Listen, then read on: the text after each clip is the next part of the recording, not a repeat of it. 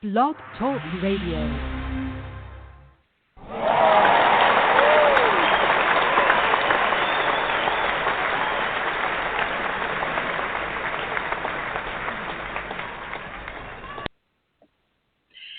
Good morning, folks. Good morning, good morning, good morning. It is Saturday morning, 11 o'clock East Coast time. And you know what that means.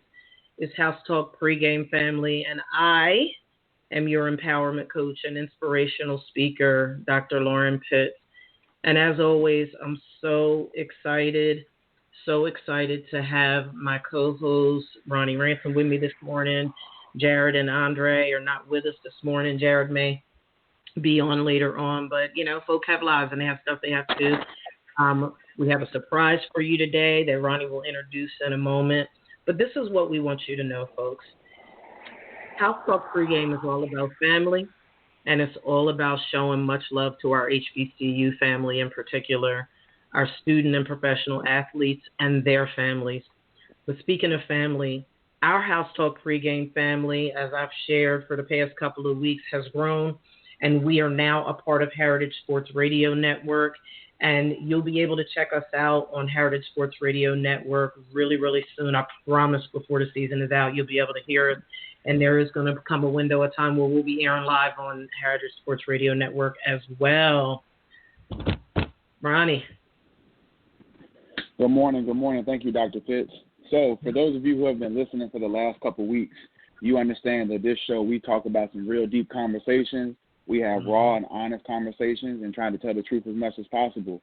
So House Talk Pregame is on a whole different level, and we're here to answer questions to the raw times we're going through with the pandemic, you know, with schools, you know, whether they want to open up, have sports seasons and things like that.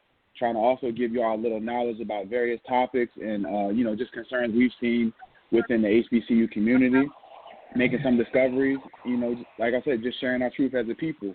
We want you to know that we care. We know you're tired, and we have answers for you. It's time to optimize.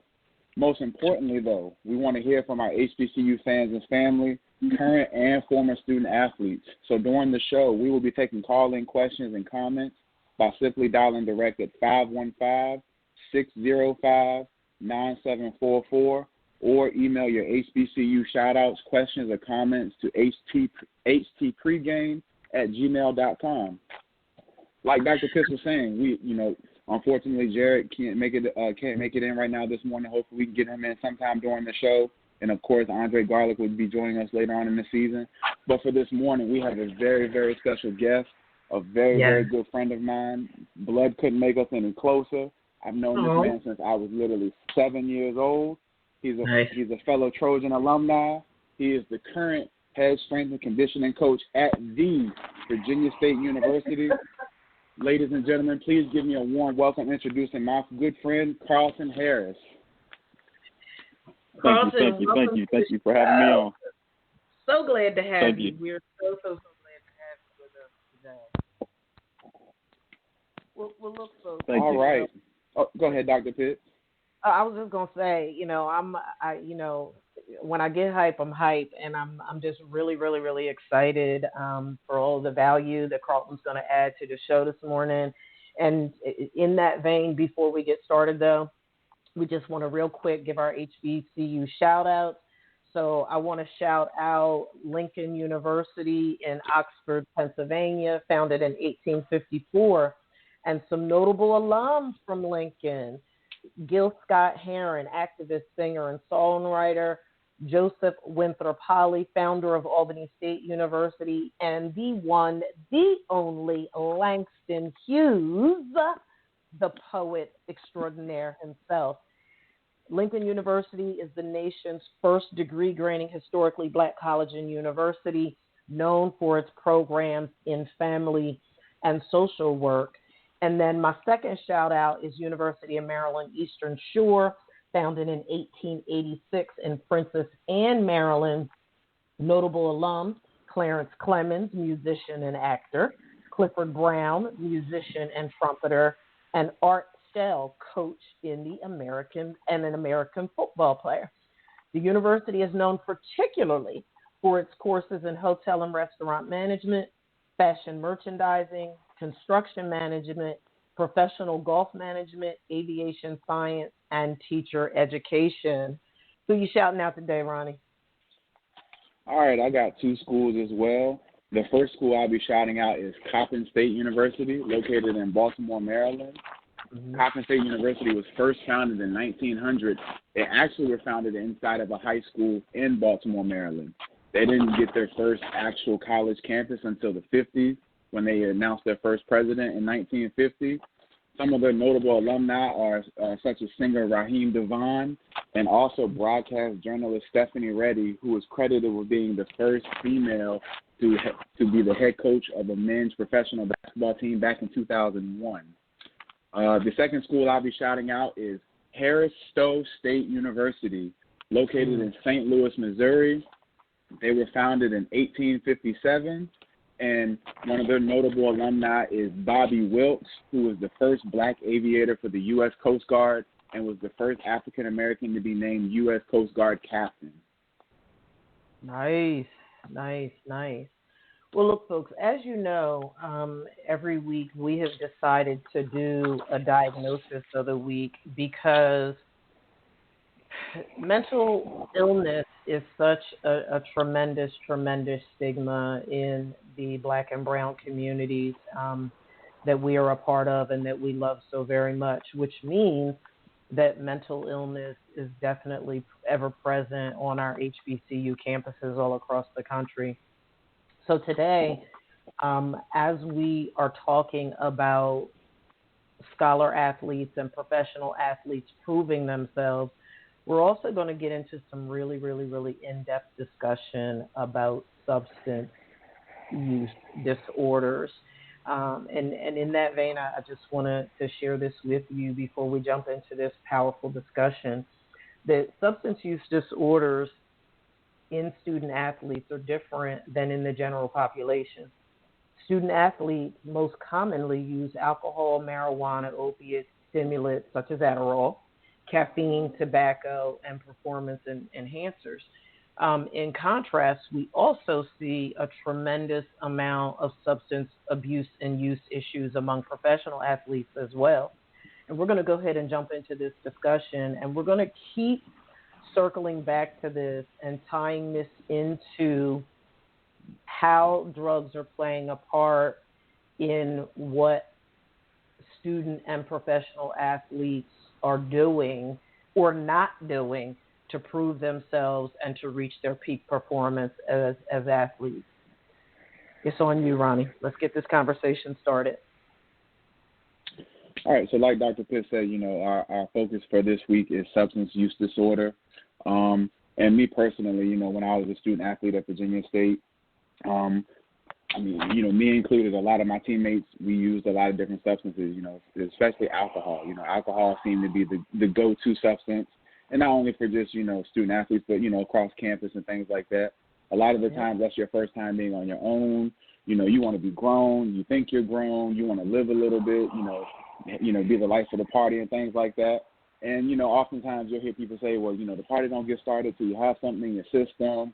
And, you can't have a good time if you ain't sipping on something or smoking a little bit of weed and things like that. But, honestly, I've even seen times where, we'll have, if we win a game on Saturday night and, we might have a party or a function like that at somebody's house or something like that. And, the very next day, most times on Sundays after a game, we would have, recovery days, which would just consist of, working out and, light conditioning and things like that. And oftentimes you see a lot of people throwing up after, that Sunday because, they're still hungover or they're dehydrated from the alcohol and things like that. I had a lot of teammates who, were heavy alcohol drinkers, including myself. When I was definitely a freshman and sophomore at Virginia State, I used to pride myself on, being able to drink large amounts of liquor. And, it didn't matter what it was. All the way down to Aristocrat and all the way up to, Hennessy, Crown Royal. Didn't matter. As long as it would get you drunk, I was drinking it. Wow. And I'll be honest with you, when I was in college, I didn't necessarily dabble in a lot of other things like marijuana or opioids and things like that. Quick story, as far as opioids are concerned, when I had my first knee surgery, they gave me Vicodin for my first one. And, people always say, well, we on Vicodin and things like that, you feel high and all that type of stuff. I had probably the worst experience with it because it kept me up for 36 hours straight. I have no idea why. I just wanted to get some sleep after surgery. On the highway in the middle of the show. Who's on the highway? All I hear is cars. Go ahead. Sorry, listeners. We're like, wait, the show's being conducted in the middle of I-95. Go ahead. Ronnie, you were saying. So, yeah, I have seen a lot of teammates who, have abused substances. We had teammates who just couldn't put, whether it was marijuana down or they always had to drink. I had teammates who would drink before practice, drink right after practice. Didn't necessarily matter. So, Carlton, you being a strength and conditioning coach, at a HBCU at Virginia State University, and you also being a former student athlete yourself, kind of share with us a little bit about, some of the things you saw with substance use with your former teammates and, a lot of the players that you coach nowadays. One of the biggest things, it's probably the abuse of the big three, and the big three would be marijuana, alcohol, and caffeine. Unfortunately, there's a lot of, in addition to being an athlete, they're a student first. So their obligation as a student, it comes first. So, but that doesn't mean that the professor's taking into account that they're athletes. So, looking at the big situation and the big picture, some kids are stressed. You got a weekly practice routine that you have to adhere to, but in addition to that, you have finals and you have, papers due and different things like that. So, kids being kids, they're going to look for every opportunity to, to get a break or feel some kind of relief. So, naturally they turn to things like alcohol or caffeine to stay up, taking Adderall, different types of pills and different types of things like that. So the number one thing, some of the things that I have seen is, kids on alcohol and not being able to properly recover. So a lot of them miss out on great opportunities. The number one thing that alcohol does, after you take it, so you say you would go to practice, alcohol increases your urine volume, so it's going to make you dehydrated faster, and then it inhibits protein synthesis. So, thinking about when you're going out to practice afterwards, you feel like crap, but you also inhibit yourself from your muscles from growing. So therefore, it hurts you. It hurts you in the long run. So, so does that make you cramp more? That's probably. Yeah. The dehydration factor will make you cramp more, but the protein synthesis is what makes you stronger. So once your muscles do that, once you take alcohol and your muscles isn't getting the proper protein, you don't grow. So then it leads to other factors like muscle tears and micro traumas of the muscle, which in the bigger picture, it leads to bigger issues. So if you see, some athletes, there is a direct correlation with tears and dehydration and alcohol use. So you'll see people tear tendons, for people that don't know, tendons connect muscle to bone. So, all of those things are connected. So, and all of it can be contributed, not every situation, but it can, in most cases, it can be contributed to some type of improper form of protein synthesis. So it's, go ahead. No, you're fine. I just, to your point though, to both of your points, because I was reading an article in NCAA, and the article was saying that alcohol and drug use is more common in males and more common in the off season for all student athletes. So what's that correlation? Like, because it talks about, the article, talks about the consequences of substance use, and an interesting term, it talked about drugs and alcohol hijacking the student athlete's brain. And I'm like, oh my God, like that is a serious term to use. But according to the article, the student athlete's brain is being hijacked more during the off season. What's that all about? Because of idle time. No, I was gonna say because of idle time, they have a lot of time, and like I said, this is the opportunity where they during the off season, because of the NCAA rules towards how much you can practice, and during those times the rules vary, but this is where you have the most time to do the most things that most students do. So of course they're going to turn to the things they can't do during the season because of their time constraints. So that's when the alcohol and the drug opportunities and everything kicks in. So, and then it to your point, it's saying hijacking their brain, but it also inhibits their athletic performance, because during the off season is when you build muscle. When you if you need to lose weight, this is the opportunity for you to lose weight. This is the opportunity for you to rehabilitate from an injury or something like that. So, it's a number of issues that alcohol and drugs can directly reflect on a student athlete. So I don't like the term devil's advocate, but I'm just going to ask this question to both of you this way, because now I'm sort of in philosophical clinical mode.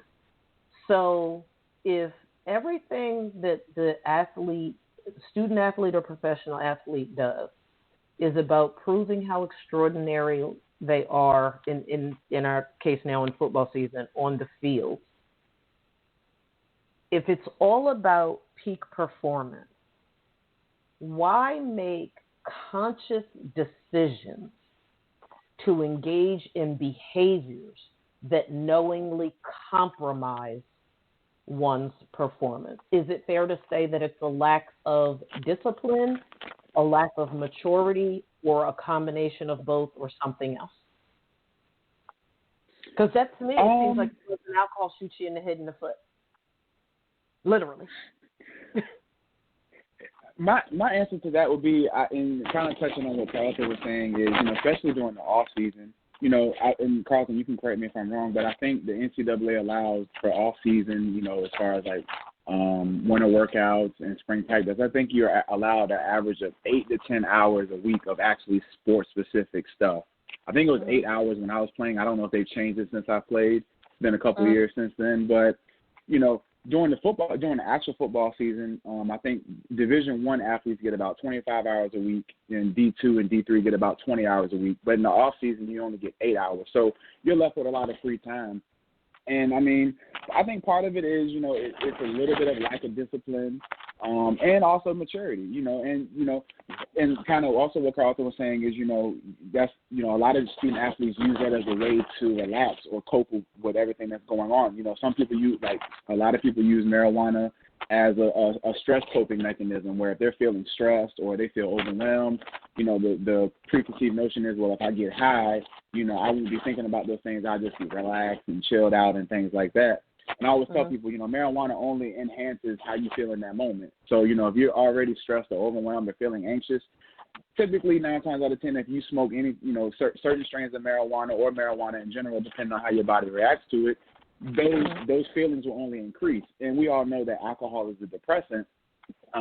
But like I said, me and a lot of my other teammates, we use alcohol to have a good time. When with liquid courage, or, if you go to a party, you have more time to go to parties as well. During the off season, doing winter workouts and things like that, you have more time to, be social on campus. You have more time to interact with, of course, the females and the ladies and things like that. So, you want to be able to catch up on all the things you missed out on.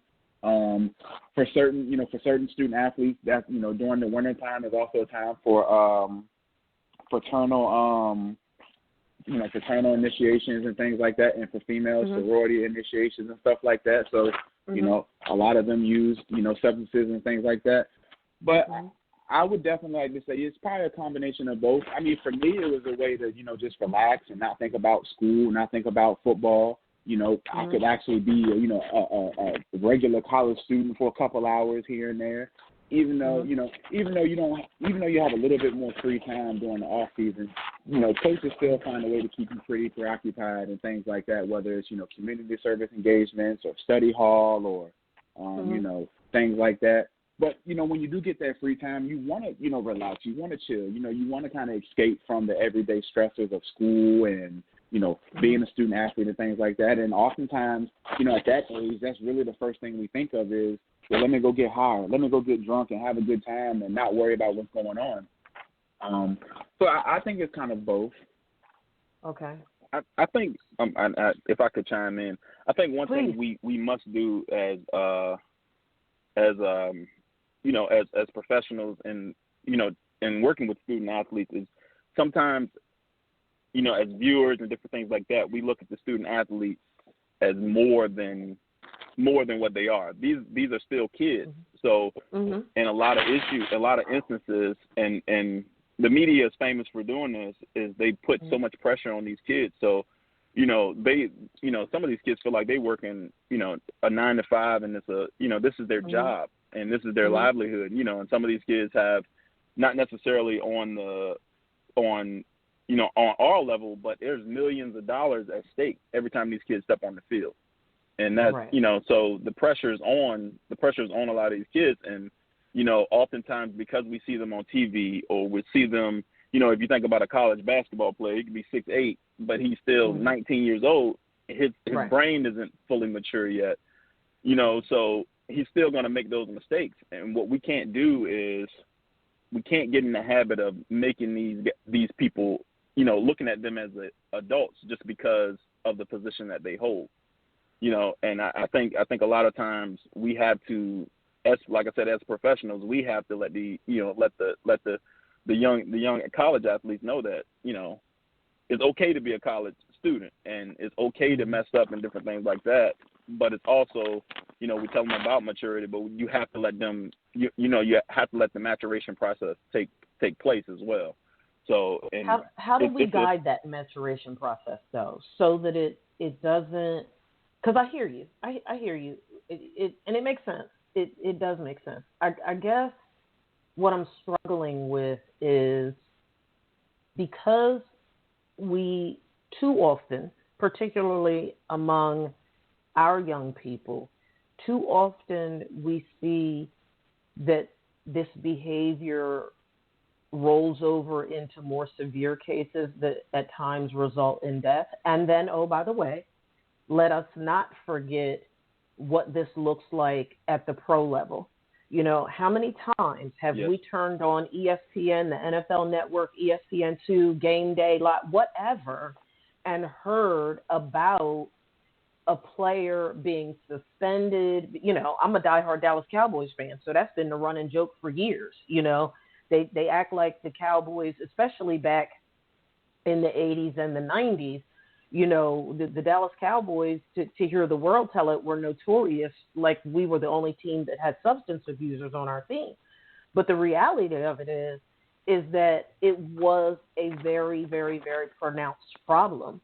So I guess not my pushback to you and Ronnie, but my question that I continue to pose is, even though we have to allow, to a degree, I believe, the maturation process to happen naturally, when is an appropriate time to intervene so that we are not transitioning these athletes into the world of the NFL or the world of our communities if they don't go pro, and see these problems escalate to national media attention, or in the case of my own personal life, where my now deceased husband started, he drank heavily when we were in high school. He drank like a fish. He would drink anybody under the table, but started using drugs his senior year in college and never recovered.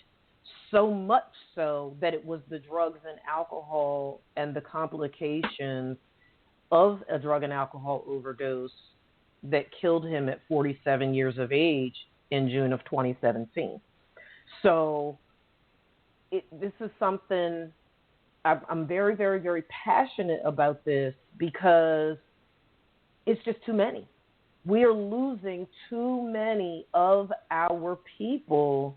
And because of the pressures associated with the athletic world, I feel like there's something more we should be doing. And I'm hoping that you both, to at least a degree, can speak to that, having both played.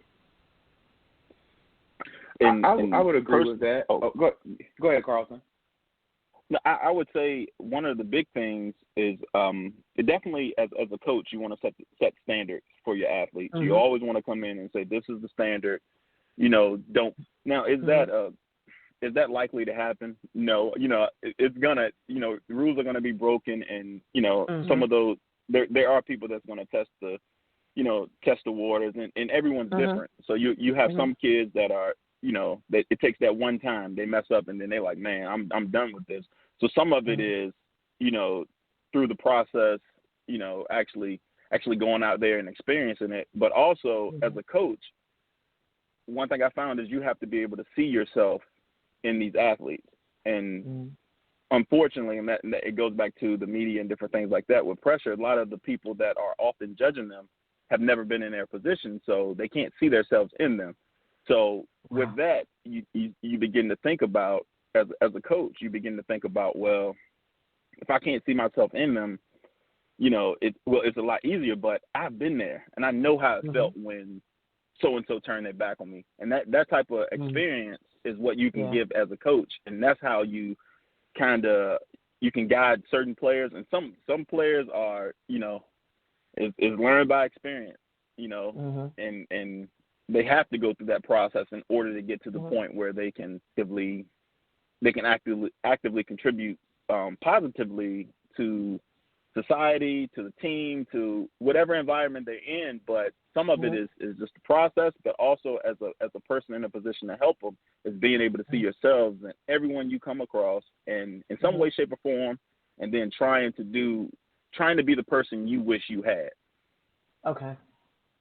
If that helps you, and that's what I do from a coaching standpoint. I try to be the coach that I wish I had when I needed somebody to help me through a situation, or or I messed up, and you know what I mean, and yeah, that's real powerful. Man, I wish I would have known this, and then I started to think about it, and I'm like, well, I am that person. I've been through this before, so I can help you. So and it's. So and that's for me, that's the biggest thing, and that has been my biggest thing with I've had worked with multiple athletes in the NFL, and and everyone goes through something, but it is more important that you are the person that they you are the person. You can't just turn your back on them because they do something that might upset you or might not fit the standard. What you have to do at that point is become the person that they need. You know what I mean? And I think that for me that helped. Ronnie, were you going to say something? And just to, I appreciate your answer, Carlton. And just to give it from a player's perspective, part of that is also being the team holding the team accountable. And Grant, when I played at Virginia State, of course, we had a good time. I wasn't necessarily a really big partier when I was in college. I would go to a couple parties here and there and things like that, and have a good time and whatnot. But, I also, was like, kind of to be the accountability person. Like, if I saw somebody who was, struggling, or if I felt like they were really out here just doing the most, have a conversation with them, not necessarily in practice, but during, downtime and things like that, and be like, look, we have when going into my junior year, when we had got our, Coach Latrell Scott, when he came to Virginia State, a lot of things had started changing. We started to feel like a real college program. And, people started to buy into his philosophies and buy into what he was bringing to us. And, Coach Scott as well, his own personal testimony with substance abuse and things like that is kind of how he landed at Virginia State in the first place. And, he shared with us his testimony of, alcohol abuse and things like that. And a lot of people gravitated towards that because it was real. And, it wasn't like a facade or fake or anything like that. So we bought into everything he was saying. And, part of buying into a program is, you have to have some level of self-accountability on the team. I'll never forget it. My senior year, going into week 2, we had random drug testing by the NCAA. And we knew there was about a good 10 – we had about a good 10 people on the team who we knew were smoking weed almost every single day. And so when I was there, we had a group chat. And in the group chat, when we found out there was random drug testing, about a couple of them, were put on that list. And I never forget it, this is week 2. We had just came off our second loss of the season. And, we kind of had like a come to Jesus moment, like, look, we know you enjoy weed and all that type of stuff, but come on now, like, you can stop doing that for the next 8-10 weeks, however long we're playing. You can stop doing that until the season's over with. It's not that big of a deal. You can let it go. So, you know, and if you can't, that's a problem. Exactly. You know, so part of it, your team has to be able to hold each other accountable. You know, a team is a brotherhood. That's a family, you know, because you go through a lot of things together. You go through winter workouts together, spring practice, summer practice, you know, the football season. You're with each other a lot of your 4 and 5 years in college, so you have to be able to hold each other accountable. And when you see somebody messing up, you have to be able to reel them in and give them support. You know, and often, you know, does everybody buy into it? Of course not. You know, but those who do buy into it, and those who are willing to hold each other accountable, you need those type of people on your football team or whatever sports team, you know, you're on, to be able to make sure that those who are, you know, more prone to abuse substances, whether it's alcohol, marijuana, or opioids nowadays, you know, you have to be able to hold them more accountable and make them realize that, you know, at the end of the day, we are one team. We're only as good as our weakest person. So if our weakest person continues to abuse these drugs and is putting everybody at risk and at harm, we're not going to be able to achieve our dreams. And, you know, so I think, you know, definitely holding the team accountable and also self-accountability. And, you know, like we said, you know, that's a little bit hard to do when you're 18 to 22 years old and, you know, you're on your own and things like that. But eventually you have to realize, especially if if you're a scholarship athlete or, you know, you're a starting player or something like that, you cannot allow that to affect your performance. You know, there has to be a time and a place. So I do think the accountability is probably the biggest factor as far as the team perspective when it comes to substance abuse. All right. I actually want to circle back to this because I know that Carlton has limited time with us, because I also want to talk about later on in the show what that looks like as far as the recruitment process goes. You know, is substance use or abuse even brought up when coaches are looking at student athletes' films and those types of things? So we can circle back to that. That's a good question. So within the context of athletic performance, I really want our listeners to hear all about you know, Carlton's take and his work in strength and conditioning, and just, you know, give us some nuggets, Carlton. Give our listening audience some insight about what that looks like and how that can be, what sounds like from what you all shared to this point, how it can be deeply, deeply adversely impacted by substance use and abuse as well. Well, the number one thing, and I think when it comes to strength and conditioning, you have to look at overall fitness. And, you know, of our community, this pandemic has been the perfect example of the benefits of strength and conditioning, or exercise or fitness. You know, if you look at how this pandemic has affected our people, I mean, we died at a higher rate, and a lot of that was because of, you know, preconditions, you know, I mean, cardiovascular diseases, different things like that. So as a whole, from a fitness standpoint, you know, it's proven that working out every day improves your mood. So now, you know, people dealing with things like depression and I don't know much about the clinical side on that side, but, you know, this helps your mood, you know, just because of the hormones that working out releases. But then also it makes you more immune to things like the virus, you know, like COVID-19 and different things like that. It makes you more immune to it. So, and then even if you get it, you're able to fight it off faster. So that's the number one thing. So not having it, you know, it kind of works hand in hand with the stressors and the daily stresses in your life that, you know, that will affect you just working out every day.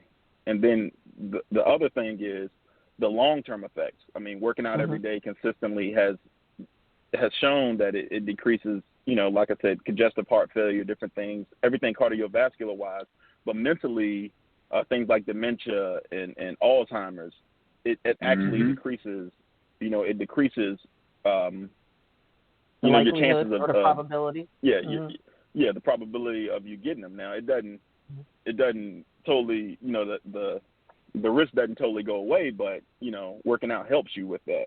And then generally, I mean, you look good, you feel good, you know. So that's one of the bigger things. I hope I touched on. I hope I touched on what you that's great.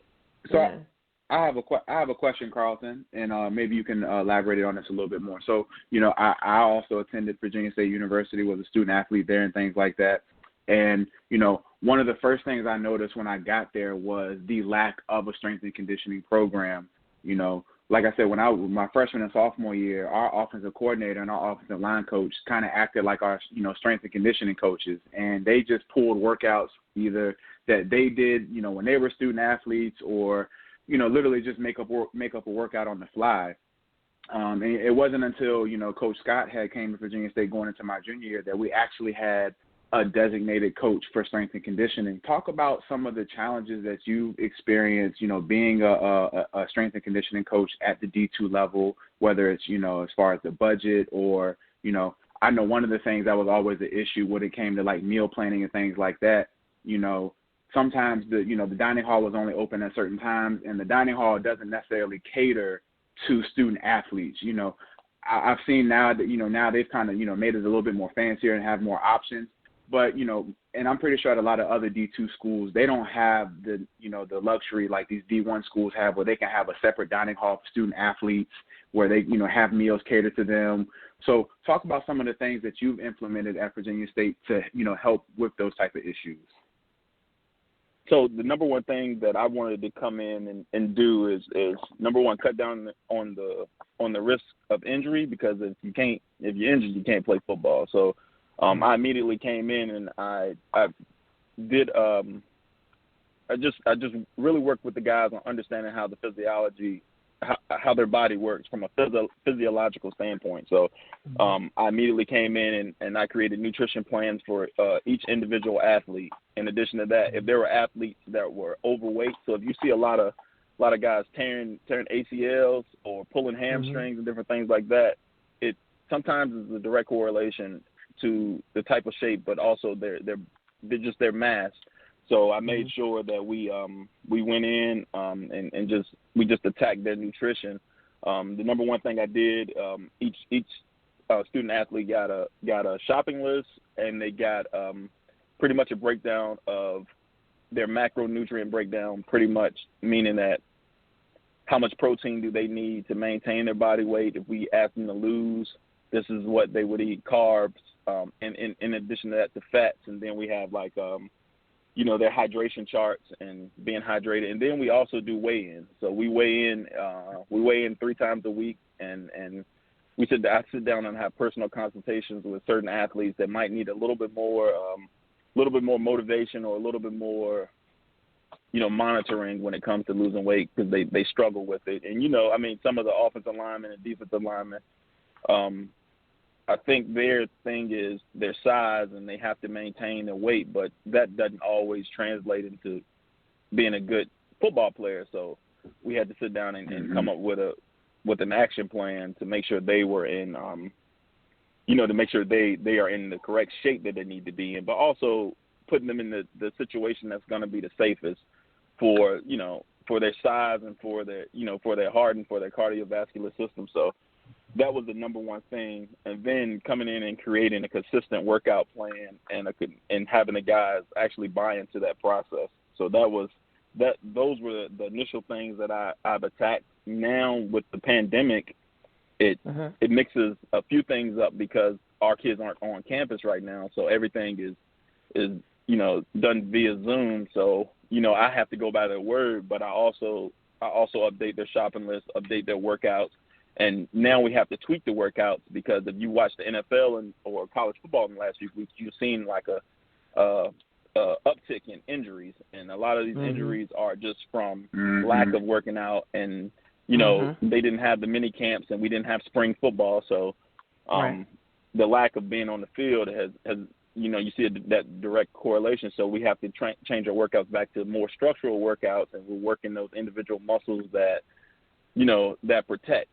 So, and that's the number one thing until we can get back on the field, you know, hopefully in the spring. So, and that's pretty much how I attack it right now. I also do that for for general fitness as well for people. Personally, in my background, I've had a number of family members deal with cardiovascular diseases, stroke, you know, heart attack, diabetes, everything you can think of. Just that nutrition and exercise can help you with. So that's so personally, I do the same thing for the general public. And I also serve as the executive director of Athlete Scene, and our website is athletescene.com. But what we do is create nutrition performance programs and digital workout programs. So no matter where you are, you can go on our website. You can fill out the forms. You can pay for your workout. You can pay for a nutrition plan, and in those nutrition plans, you get the shopping list on your the questionnaire that you fill out.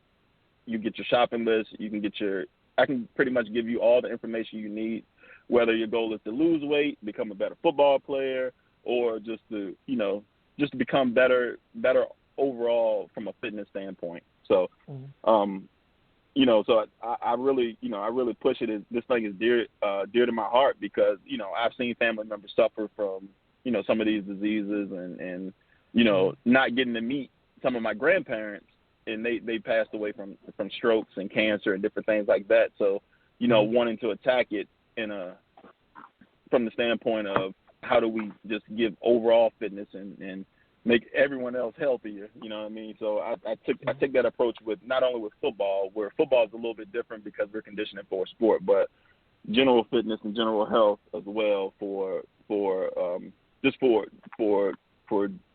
general purposes, you know, to make our community healthier.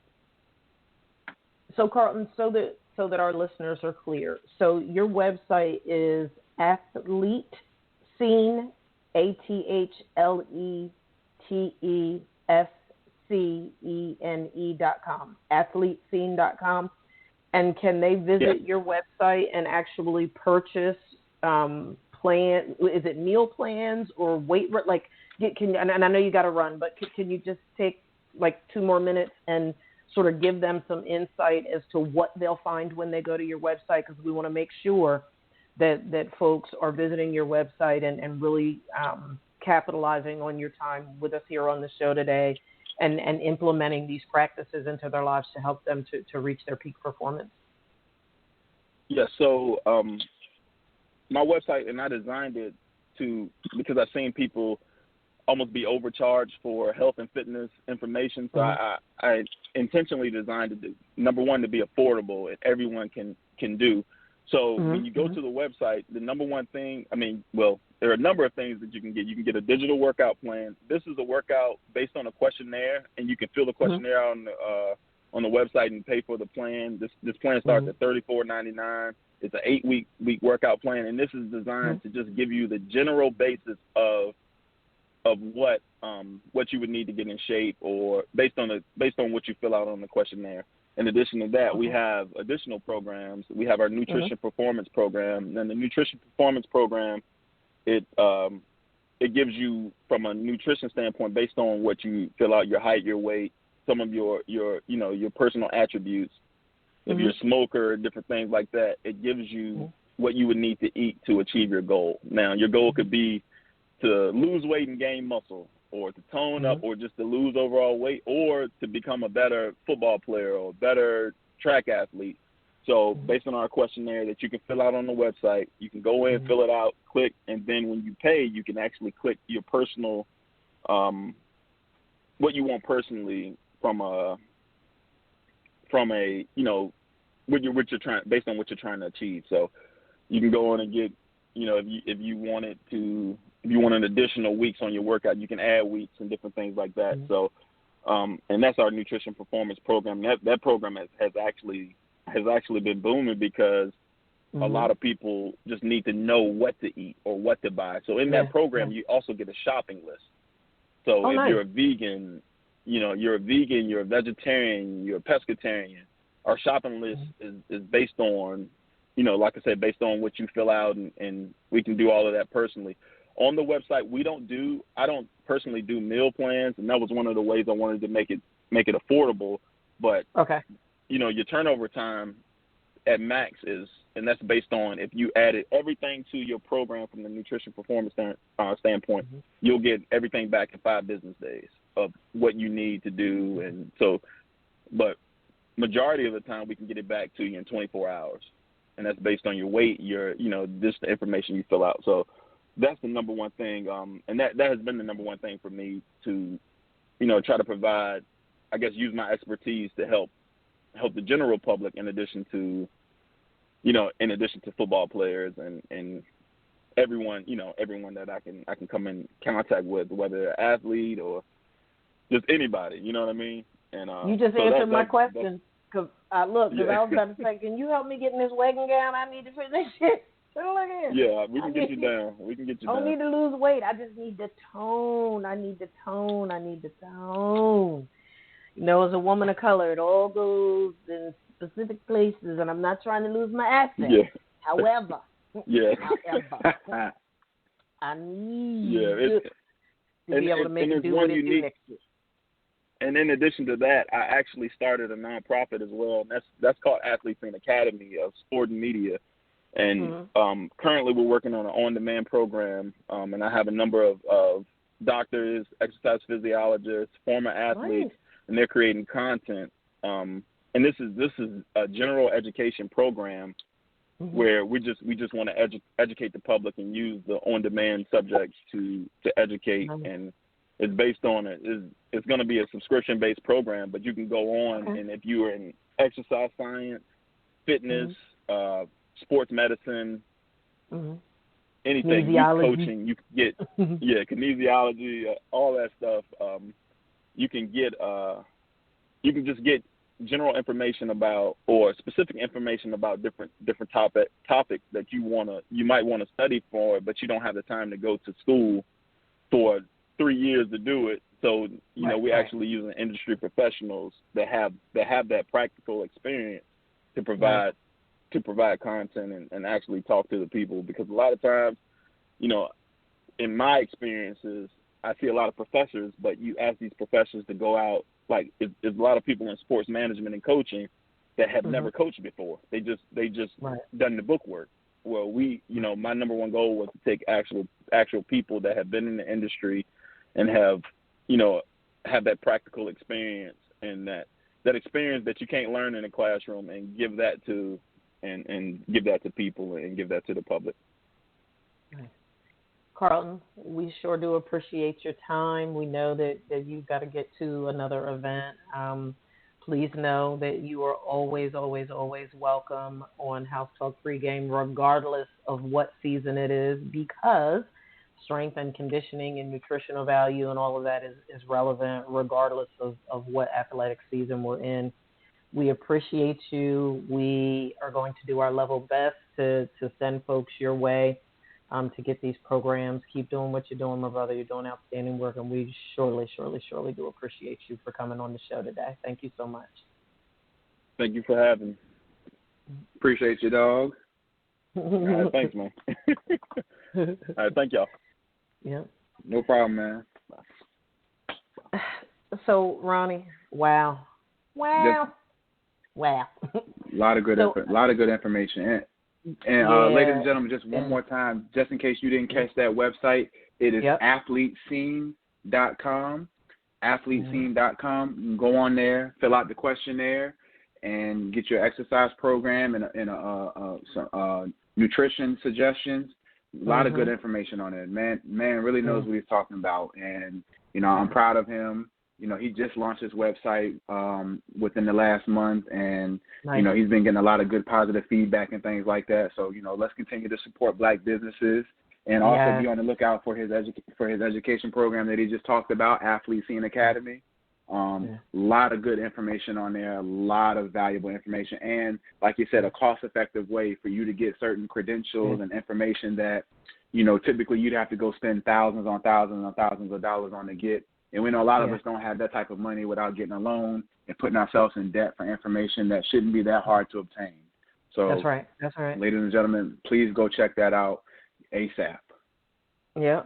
And to that point, to take the support piece one step further, we want you, our listening audience, to support and to contribute greatly to these discussions. We know that this information, everything that we discuss on House Talk Pregame is real talk. We know you're having these conversations in your living rooms, in the car, in the stadiums with limited attendance to games and what have you. We know that, the conversations are going on in the locker room and in the high school weight and conditioning rooms and all of these things.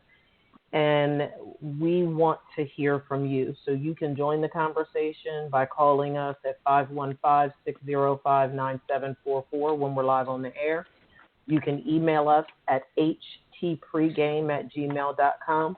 You can also download the Heritage Sports Radio Network app from the App Store, so you can listen anywhere by visiting the App Store or Google Play. All you have to do is search Heritage Sports Radio and then hit the download button.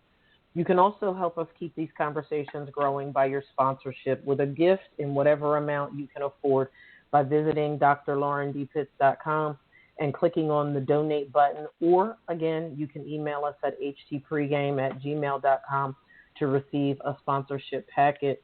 Now, Ronnie, I actually wanted to circle back because I know, we've touched a lot on what's required for peak performance and the strength and conditioning and nutrition and what have you.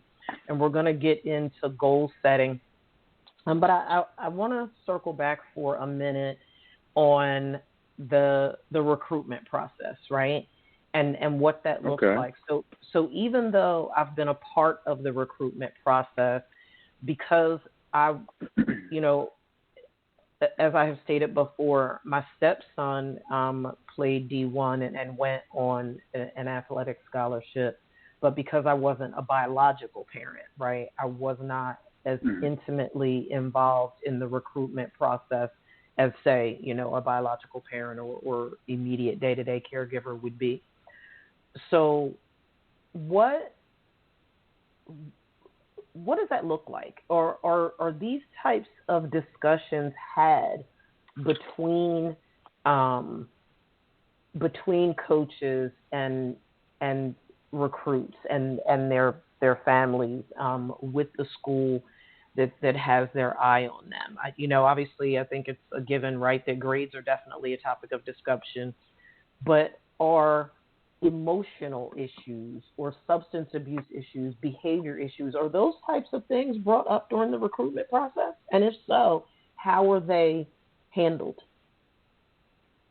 Well, in my personal experience, when the coaches would come to see me or, come to my house and talk to me and my family, things like substance abuse and emotions and things like that, those, I never heard a coach even bring that up. And, one of the first things that coaches always bring up when I was being recruited was grades, before they even ask you your name or, what's going on in your life and stuff like that. First thing that comes out their mouth is, what's your GPA? And for those high school student athletes who are, paying attention to listen to the show, if there's one piece of advice I can let you know right now, if you're just a flat out stud and just blessed and gifted in the sport you play, please strive for high grades. But typically those are those student athletes, they definitely get kind of a pass for their grades and things like that. For me, like I said, I was a decent high school player and things like that. I got recruited by all three levels, D1, D2, and D3. But, I was one of those kids who was asked, what's your GPA? And I never forget it. The first time a coach asked me, it was the coach from William & Mary. First thing that came out of his mouth. Dad graduated from. Yeah, shout out to the tribe at William & Mary University. Love that green I'm and sorry, yellow. William & Mary College. I apologize. Yes. So one of the first things he asked me was, what's your GPA? And, at the time, my junior year, I had a 2.9, which, isn't nothing, isn't terrible, but it's something about starting with the number 3. They want to hear that 3. Doesn't matter if it's 3.0, 3.1, all the way on up. They want to hear a 3. And when I said 2.9, I saw a little twitch in his face, like kind of like he almost had a little malfunction for a second.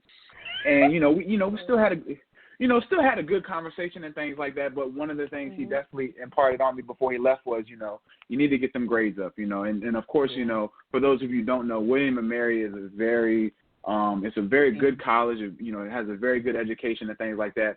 But it is not necessarily what you would call an easy school to get into just for straight up academics. I think when I was in high school, at the time, their average enrolling freshman had a GPA of, I think, like 3.68. So now, of course, with that being said, they're all these knocking on schools have Ivy different. League's door. That's exactly. But William and Mary is striving diligently to be considered among the nation's elite institutions of higher learning. So even though technically they are not considered an Ivy League school, they do pride themselves on providing an Ivy League school education. So when you look at Harvard, Yale, Stanford, grades are paramount, as they should be. Go ahead. And speaking of Harvard, I have a quick little funny story. So, during my recruitment process, and a lot of student athletes know this, when you're in high school, if you're a decent player or, above average and very good player, you'll get letters from colleges all across the country. I got letters from, the biggest schools you can think of, Clemson, Stanford, Florida, the whole 9 yards. So I'll never forget it. I was in class, and when we would get letters sent to the school, they would have somebody from the office come to your classroom and deliver them to you. So I was in Spanish 3. I'll never forget. I was in Spanish 3. And lady came to the door and said, I have a letter for Ronnie Ransome. And, by this time, I had already been getting letters and things like that. So I asked her, I said, well, who's it from? And she said, Harvard. And I looked, I said, huh? I said, Harvard? What made it even worse, everybody in the class started laughing because they're like, huh, Harvard? So I was like, nah, ain't no way. Sure enough, it was from, Harvard University. And, it was from the head coach at the time. And, he was like, hey, we've seen your highlight tape and things like that. We're really interested in you and things like that. But we want to get some information about your academics. As soon as I saw the word academics, I was like, well, it ain't even worth my time sending nothing back because, at that time I had a 3.0, but, I mean, a 3.0 to Harvard is probably like a D average to them. So I didn't respond. Sure enough, a couple weeks later, he sent another letter. I in my mind, I was like, man, there ain't no way in hell I'm going to Harvard. Like, but just the fact that I had got a letter from them, my chest was poked out. I got a letter from Harvard. Where your letters from? I was feeling good, but in the back of my mind, I was like, man, if I respond and I tell them I got a 3.0, this ain't gonna work out. So sure enough, a couple weeks later, he said, sure. Well, you know what? No, you go ahead and finish, and then I want to chime in on that. I want to hear what the outcome was based on that last conversation. Go ahead.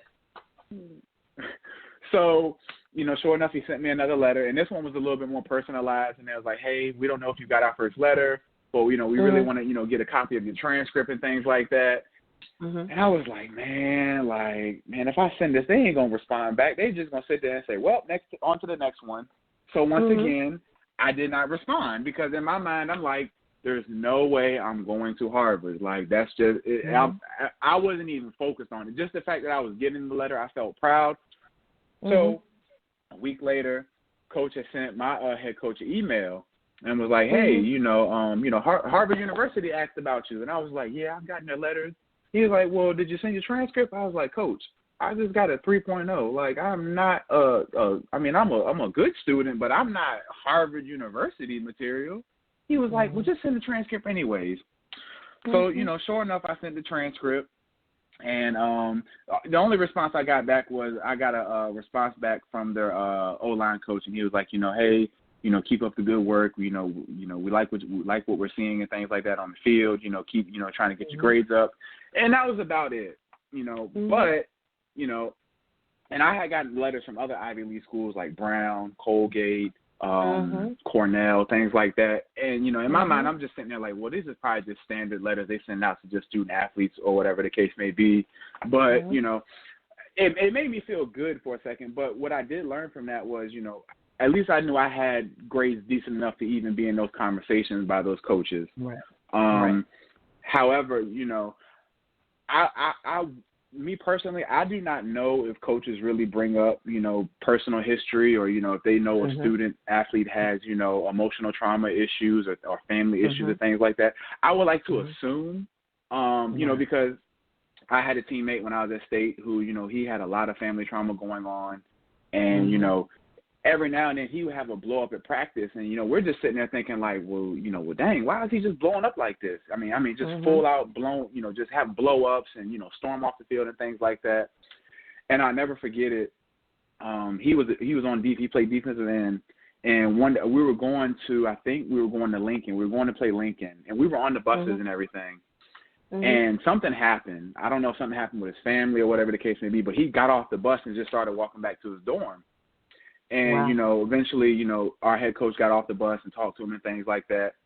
And I'll never forget it that at the team meeting that night, the coach was basically like, you never know what somebody has going on in their personal life. So don't be quick to judge people just based off what you see in their behaviors. So, I'm just, strictly speculating here. I would like to think nowadays with the climate we're in as far as mental health and, people understanding really how much your family life impacts you as a student athlete and especially as a, a young child. And, we've kind of talked about this in the past couple episodes, how that family pressure on these student athletes, especially if you're a gifted athlete or, your family just assumes that because of your talents, you can, save them. Automatically, right. They live vicariously through you. Exactly. And I'm pretty sure a lot of these coaches are becoming more aware of that and actually having to sit down and actually, look at that as something that they do in the recruiting process. And I think that's very important. Go ahead. No. I was just going to say that, and I would like to think that just to your point, what you said about the climate that we're living in, I would like to think that it's not a stretch. But in this day and age, particularly with our emphasis being on HBCUs, how unreasonable would it be for student athletes to have to undergo a psych eval? You have to undergo a psych eval to be a police officer. You have to undergo a psych eval to go in the military. You have to go, you have to have a psych eval for any number of career paths that one may consider post-college. So when and I'm thinking about this, talking now clinician to student athlete clinician, that when we think about student athletes and professional athletes systemically, as Black and brown persons, and all of the multi-generational trauma and the present trauma and systemic issues of injustice and inequality that we deal with literally every day, how unreasonable for the purpose of a comprehensive success plan for the athlete. Is it a stretch to require a psych eval? Not to eliminate, but to target what can be better done to support the athlete to help them to be successful. I think in today's climate, I don't think that's necessarily a stretch. But like you were saying, especially in the African American community, Latino community, any community of color, one of the things, and this as well, being a clinician, one of the things we always hear is, just the stereotype of the reluctance of our people to, confide in a mental health professional or the case like that. And I can tell you right now, if I were an 18 or 19-year-old student athlete going into college and, the coach told me, well, upon your acceptance in the school and signing your national letter of intent, we do psychological evaluation on all our student athletes. Just hearing that for the first time as an 18 or 19-year-old, that could be, and I'm pretty sure, that could be something that, gives them maybe a little cause for concern because now you want to know about my personal life and things like that. But I think that would also depend on and I think that would also depend on the clinician who's administering it and how they convey it to that student athlete. We always talk about in the mental health field, whether it's, doing CBT therapy, which is cognitive behavior therapy, person-centered therapy and things like that. When we introduce these terms and these techniques to our clients and things like that, we have to do a very good job of being able to explain it at their level of cognizance and understanding, because and you know, in this field, there's a lot of technical terms, there's a lot of different technical strategies and assessment tools and things like that. And if you're just throwing out these, not necessarily big words, but these technical terms, just to regular, just the regular adults and children in the mental health population, student athletes would definitely, be a little confused or weary to talk. But to your point, if you're conveying the message that we want to understand, what your background was, what were there any traumas that you experienced? And I'm pretty sure you're familiar with the ACEs study that was conducted back in 1998. And I actually, when I went to the ACA conference down in New Orleans last year, I actually attended a seminar on that, and the lady, broke it down and things like that.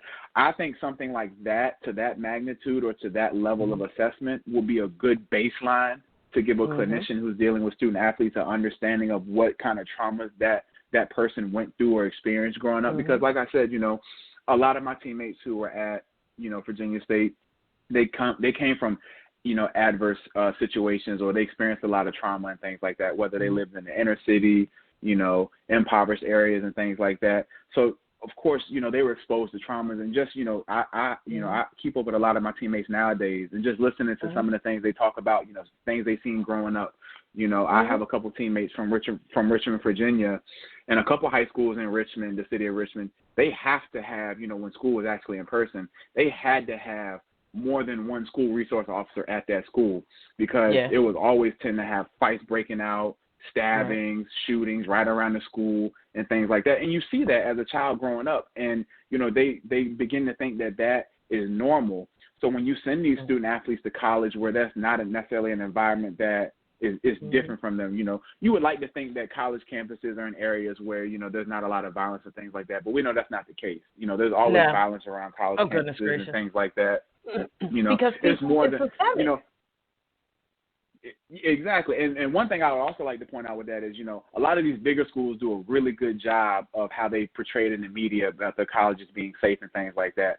I'll never forget when I took a trip to Temple University for a recruiting visit, and, they showed us the practice field and stuff like that. And when you walk off the practice field, you're literally smack dab in the middle of the hood. And I'm just like, you could really get robbed right off the practice field, But I think that some type of psychological assessment, and, this is kind of touching on what we talked about last week with, junior colleges and also HBCUs, having a student-athlete clinician who focuses solely on the student-athletes. Right. I think that could really be a big help even for the coaches, because like we said, coaches aren't necessarily in the business of understanding a kid's mental health or, what they got going on at home. Right. They're more concerned about, wins and losses and making sure they keep their paycheck. I want to point this out. Hold on for a second, Ronnie. Hold on 2 seconds. I want to point this out, and then I want you to finish your thought, because every time you say something, it triggers something in my brain. So I'm looking at a list of professional athletes whose lives were claimed by drug abuse. And for our millennials that are listening, you may or may not be familiar. This first athlete, I'm going to say, I can tell you exactly where I was when he died. Len Bias was 22 years of age, basketball at Georgetown. Phenom. Cocaine overdose. Eugene Big Daddy Lipscomb, 31 years of age, American Football League, heroin. Michael Carl Bays, 24, horse racing, cocaine and prescription drugs. Derek Bugard, 28, ice hockey, alcohol and prescription drugs. Erica Blaisberg, 25, golf. Wait a minute, let me scroll down a little bit. Prescription drugs. Andy Irons, 32, surfing, prescription drugs. Edward Umaga Fatu, 36, professional wrestling, prescription drugs. Don Rogers, 23, American football, cocaine. Christopher Bowman, 40, figure skating, alcohol, marijuana, cocaine, and prescription drugs. He was hitting it all. Scott Charles Bam Bam Bigelow, 45, professional wrestling, cocaine, prescription drugs. Chris Manwaring, 41, Australian rules football, cocaine. George Best, soccer, alcohol. Darryl Porter, baseball, cocaine. Christopher Wiley Antley, 34, horse racing, prescription drugs. Peter Jackson, 33, heroin. David Waymer, 34, the American Football League, cocaine. Paul Hayward, rugby, heroin, David, somebody Crowdip, the NFL, and cocaine. And the list goes on and on and on. And that's the athletes that have died. But what about the athletes that are actively engaged in use and abuse? I mean, even right now, we know that there are players that aren't able, that didn't opt out of the NFL this season because of COVID, but weren't eligible to play because they didn't pass the drug test. And we hear it every season. Every single solitary season, there are players across all 32 teams of the NFL who are ineligible to play because of substance use and abuse. And guess what? We cannot say definitively, but I think that it's a reasonable assumption that those behaviors didn't just start when they made it to the league. Those behaviors, if you go back and review their history, those behaviors may have started as early as middle school in many of those cases. Some of those cases. Those behaviors started before college. Some of those behaviors started even before high school. I'll say this and then we can move on. When I was working inpatient drug and alcohol as a couple marriage and family therapist, one of the youngest clients that I treated was a male in his 30s who actually started shooting up heroin at the age of 7 years old with his father.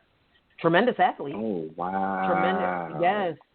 Tremendous athlete. Was able to get actively involved. And then I think about the Netflix special that is just phenomenal for clinical purposes, 13 Reasons Why. All them athletes was using. That's a good portion of those athletes in that Netflix series on those football teams were high out their daggone mind. They were smoking weed, they were snorting coke, they were popping pills, they were shooting heroin, they were addicts. They were addicts, and we saw all of these other issues that arose as a result of the substance use and abuse that very easily could have been addressed had evaluations been done to determine that these behaviors were present. Because to Carlton's point, there's a level of immaturity because they're still developing, which means that a lot of these traumatic experiences that these kids are having to deal with, they don't have the emotional capability to deal with them. So they use and abuse drugs and alcohol to cope. That carries over into college because the problems don't miraculously go away.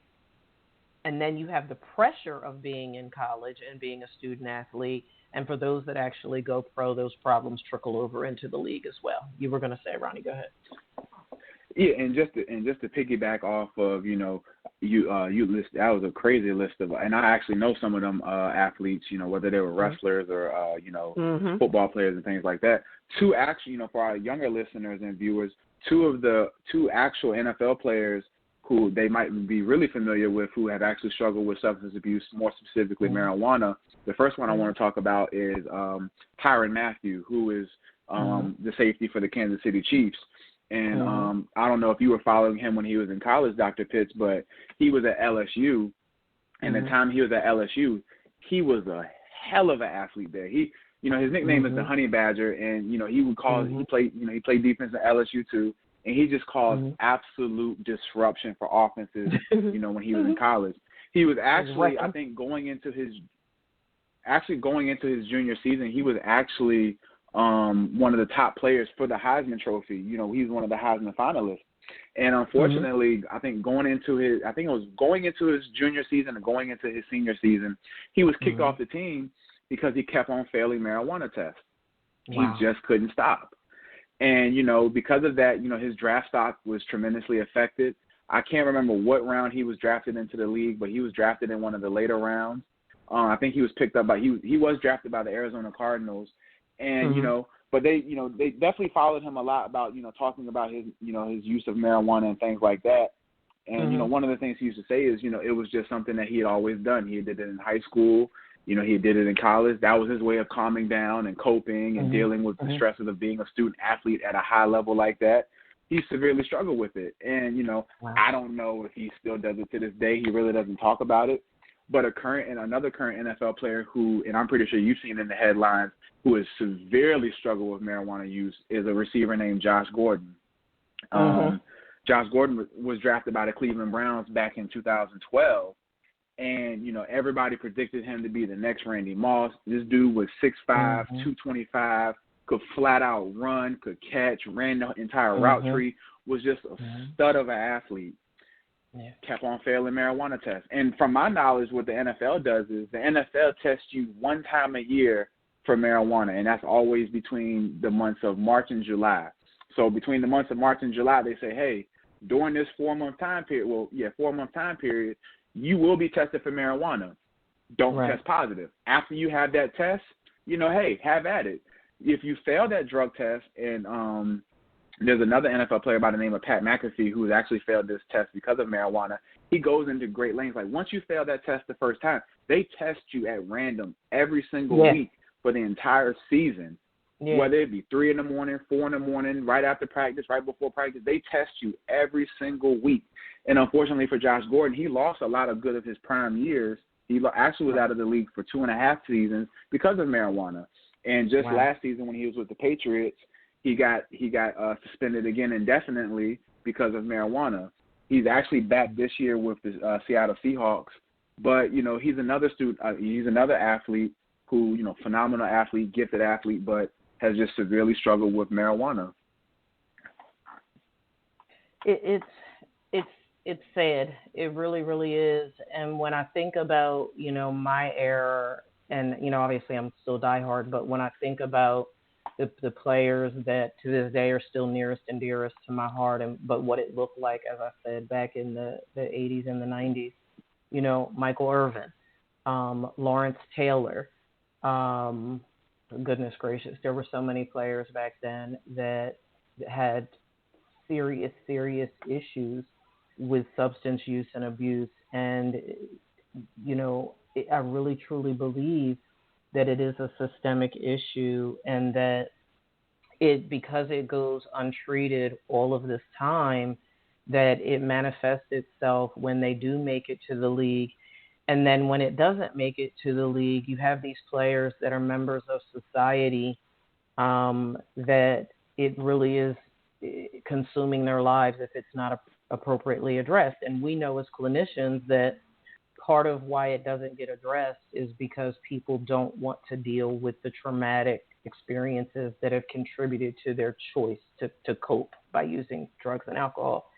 But I want to transition from that point into goal setting as we're wrapping up just in the next 13 minutes here, because you have to really look at the student athlete within the entire context of, I believe, in every aspect of their life when it comes to goal setting, because it seems to me that, you know, in addition to just setting goals where your athletic career is concerned, you have to have an understanding of the complexities in your life that could adversely impact your athletic career.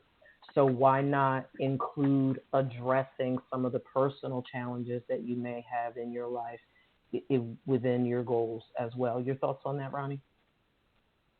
Yes, you know, and, you know, goal setting is something that, you know, we definitely talk about as student athletes and things like that, you know, in college and even in high school. You know, you always hear this terminology, goal setting, you know, but oftentimes, you know, goal setting is never really explained to student athletes in great detail. You know, it's just automatically assumed, like, when you hear goal setting, well, you set goals, you accomplish them, you achieve them.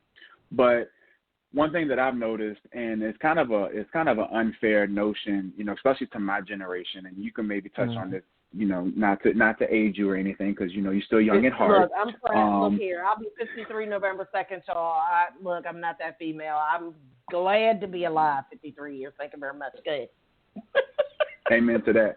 So, you know, one of the things that we hear about, you know, the millennials and things like that is, you know, we're kind of like the microwave generation, where we want things right then and there. We want instant gratification and things like that.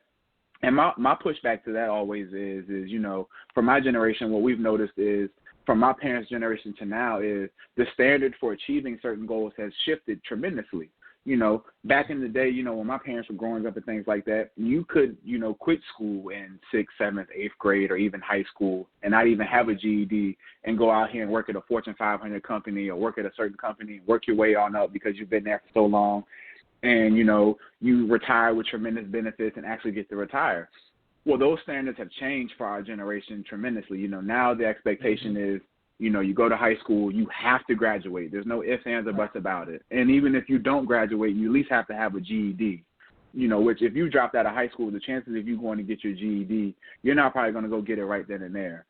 So, you know, you have to go to, you know, then you got to go to college. Well, now it's almost like a bachelor's degree, and especially in the African-American community, the bachelor's degree is just the equivalent of a high school diploma now, and is used against us. Well, now you got to go get a master's and things like that.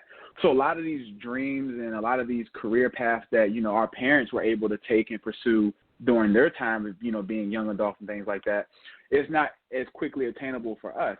So, you know, we have, you know, for the millennial generation, we have to have, you know, set realistic goals and achievable goals. And I always tell you, even working with, you know, mental health clients and things like that, or whoever the, you know, whatever the case may be, you know, always set realistic, obtainable goals. You know, if your end goal is to be, you know, to work with NASA and, you know, go on fly in space and things like that, not knocking that dream, but you have to be realistic about it, and you have to have facts. Like, okay, so what are the chances of me attaining this dream? What do I have to do in order to set myself up for this? You know, you have to take those small necessary steps.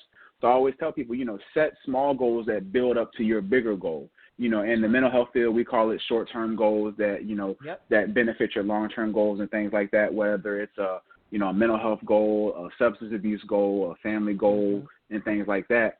You know, but when you're a student athlete, and, you know, we kind of talked about this a couple weeks ago with your identity and things like that, you know, whatever your career path you want to choose after you finish your playing career, you know, set realistic goals. I tell people all the time, and you can chime in on this if you want to, Dr. Fitz, you know, I often feel like a lot of times for student athletes, we go to college and we get wasteful degrees, or we get degrees that won't translate to making money in the real world. And we have to be real about that. You know, that's real. A lot of these degrees are just filler degrees. And one of the biggest filler degrees I always argue about is a criminal justice degree, you know, and you know, especially with everything that's going on nowadays with, you know, people asking for social justice and criminal justice reform and things like that. Me personally, I feel like getting a criminal justice degree is a waste of time. You know, now if you're already in the criminal justice field, whether you're a police officer, detective, something like that, if you want to go back and get a formal education or something like that, that's fine. But I always tell student athletes, well, if you want to be a police officer or something like that, after you finish playing, go to the military. Or join ROTC program while you're in college. Virginia State has an ROTC program. I'm pretty sure there's a list of other HBCUs and colleges that have it. You know, and they'll pay for your school on top of you. You know, even if you're not a scholar student athlete and you don't have a scholarship, they'll pay for your school, and in return you give them, you know, X amount of years of service. So if you want to do that, go to the military, because they will hire you fresh out of the military quicker than they will you going to a 4-year school and getting a criminal justice degree, because you simply don't have the experience. Now, with that said, we know the military has a whole bunch of odd jobs and things like that too. But because you have that experience of handling weapons and de-escalation situations and things like that, you know, they'll always hire you first. You know, you get that preferential treatment. You sure do. Yeah. So, you know, one of the things I want student athletes to know is, you know, when you go to college, you know, don't pick an easy degree, whether it's, and no knock on any degree. Don't get me wrong. You know, if you want to go get an education and the school's paying for it, or you feel like you can find a job in that field, you know, have at it, but have a plan. You know, that's right. When I was at Virginia State, 75% of my teammates were hyper majors, which is health, physical education, recreation degrees. Nothing wrong with that. But let's be real. The most you're going to get out that degree is you'll go to a school and be a gym teacher or something of that nature. It limits your options. No knock on that either. No knock on that career path. But this is not, you know, we also have to be realistic. You know, money, you know, the wealth gap between the 1% and the 99% is growing by the day, you know. That's right. I was looking at something last week where the 1%, they I think tenfold in combined money more than the bottom 99% of the American population, which is unreal. So if you're going to go to college, please get a degree that's going to be worth your while and that you can actually obtain, a living for. And, we've also talked about whether you want to be an entrepreneur and starting your own business or going to trade school. There's absolutely nothing wrong with going to trade school, whether that's, being a plumber, electrician, HVAC, hairstylists, barbers, things like that. I always call those jobs that without a shadow of doubt is going to be here no matter how much they try and make technology work and things like that. Yep, that's right. You always gonna need a hairstylist. You always gonna need a barber. You always gonna need somebody to come by and check your air conditioner, your heating system. Your toilet's always gonna have something wrong with it. So those are jobs and things that you can actually obtain and that are realistic and achievable for not only you but for your family. We always talk about in the African American community, the family being tight knit and close and helping each other out. Well, these, if you go to school and you basically wasted 4 and 5 years on a degree that doesn't equal, finances, you're really not contributing. So, definitely set realistic small goals that will lead to achieving your bigger goals. Yeah, and to that point, as we're wrapping up in these last 5 minutes, it really is what we're talking about here, folks, is the big picture. And the big picture is systemic. And what we mean by the term systemic is that if you could just picture yourself or your loved one who's the student athlete or the professional athlete as standing in the middle of a circle, and every aspect of that person's life that influences or affects them positively or negatively is what we call being a part of their ecosystem. That's the system. It's the ecological system of that student athlete or professional athlete's life that either contributes to their existence or influences their existence or that they contribute to. There's this fluid exchange of information and experiences that contribute to the student athlete and the professional athlete being who they are, and vice versa. And what we're saying is that when it comes to setting goals, when it comes to, peak performance being reached, when it comes to strength and conditioning, and I know Carlton talked about strength and conditioning within the capacity of one's physical strength, but let's also look at the soundness of mind. Let's look at the strength and the stability of who we each are psychologically, because if your mind's not right, then your body's not going to be right. And we want you to know that the goals that you're setting for yourself as a student athlete, even as a professional athlete, it is so important to make sure that you're literally considering every aspect of your life and how your performance is going to be influenced, impacted positively or negatively by those systems that you exist and work in. So I want to, in this last couple of minutes, I want to point out something. If you or somebody that you know is dibbling and dabbling or overtly using substances, I want you to keep these key things in mind.